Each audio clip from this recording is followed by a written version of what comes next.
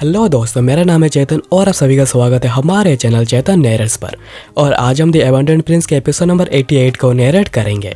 तो अगर तुम्हें ये वीडियो पसंद आती है तो वीडियो को एक लाइक कर देना। तो चलो अभी जल्दी से नैरेशन को शुरू करते हैं। एपिसोड की शुरुआत होती है लॉर्ड्स ऑफिस से, जहाँ पर जियोन बैठे बैठे सोच रहा होता है कि मुझे लगा था वो एल्डर्स होने के नाते थोड़ी सेल्फ रेस्पेक्ट और प्राइड दिखाएंगे, पर आखिर में उन्होंने अपने लाइफ्स को ज़्यादा वैल्यू दी।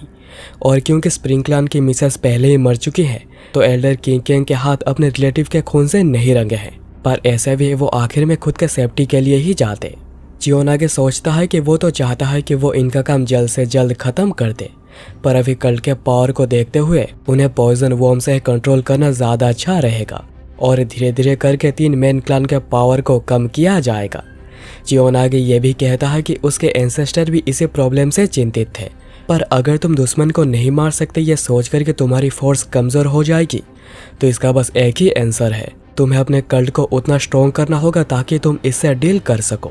मुझे अभी न्यू मास्टर्स को ढूंढना होगा और खुद को भी पावरफुल करना होगा ताकि मैं इन सड़ी हुई जड़ों को ख़त्म कर सकूं, और इसमें ज़्यादा समय नहीं लगेगा।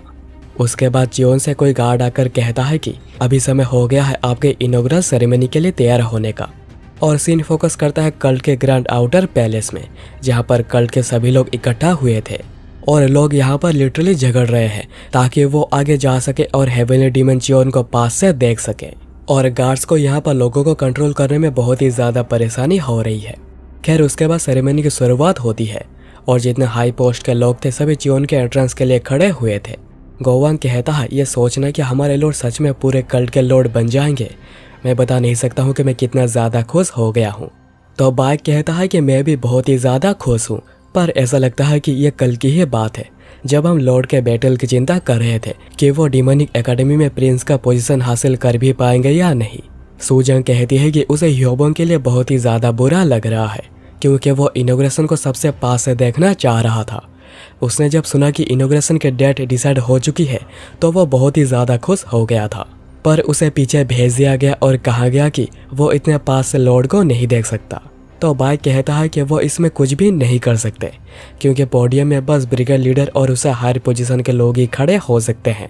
गोवांग कहता है कि उसे भी काफ़ी बुरा लग रहा है क्योंकि ह्योबोंग सेरेमनी के बारे में बहुत ज़्यादा बातें कर रहा था। उसके बाद अनाउंस किया जाता है कि सेरेमनी को अभी शुरू किया जाएगा, तो सभी चुप हो जाएं। और यह वॉइस सुनकर सभी को लगता है कि यार ये तो कहीं सुना सुना लग रहा है।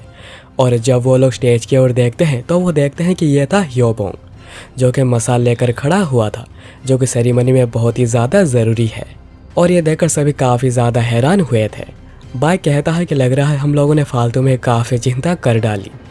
खैर उसके बाद grand guardian heavenly demonic order यानी एम्ब्लेम को लेकर स्टेज पर आते हैं और सभी कल्ट की और एम्ब्लेम की जय जयकार करते हैं। उसके बाद एंट्री होती है जियोन की, और वो भी एक नए लुक में, और सभी जियोन को देखकर रेस्पेक्ट से ग्रीट करते हैं। और मून तो ये देखकर कुछ ज़्यादा ही खुश हो गई थी और वो मन में सोच रही थी कि मैं अब से तुम्हें और यंग मास्टर बुला नहीं सकती क्योंकि अब तुम सबके लॉर्ड बन चुके हो। फिर हम रेड गार्डियन को देखते हैं जो कि जियोन को लॉर्ड के रूप में देखकर बहुत ही ज़्यादा प्राउड महसूस कर रहे थे। यहाँ पर हम बाकी एल्डर्स को भी देखते हैं जो कि जियोन के साथ ही आ रहे थे। जियोन फिर जब स्टेज के ऊपर चढ़ने लगता है वो सोच रहा था कि मैं फाइनली कोई ऐसा बन पाया हूँ जो कि उन सारी गलतियों को ठीक कर सकता है जो कि उन बास्टर्स ने किया था, और जैसे ये गड़बड़ दोबारा ना हो मैं कल्ट को पूरा कंप्लीट रिफॉर्म करूँगा। और वो जब स्टेज पर पहुंचता है लोगों का शोर सुनकर वो भी पूरा हैरान था।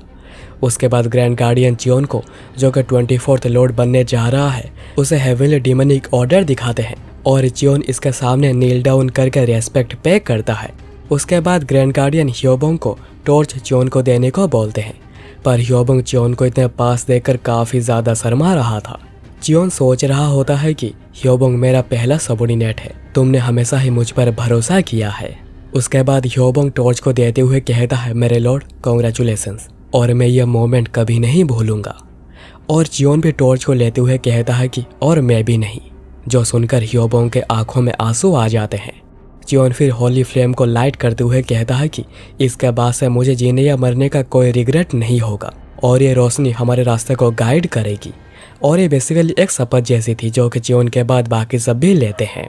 और इसी के साथ ग्रैंड गार्डियन सारे रीति रिवाजों को पूरा करते हैं और क्राउन जियोन को पहनाया जाता है। पर जियोन सेंस करता है कि जो उसे क्राउन पहना रहे हैं यह कोई आम इंसान है जिसने किसी भी मार्शल आर्ट्स को मास्टर नहीं किया है।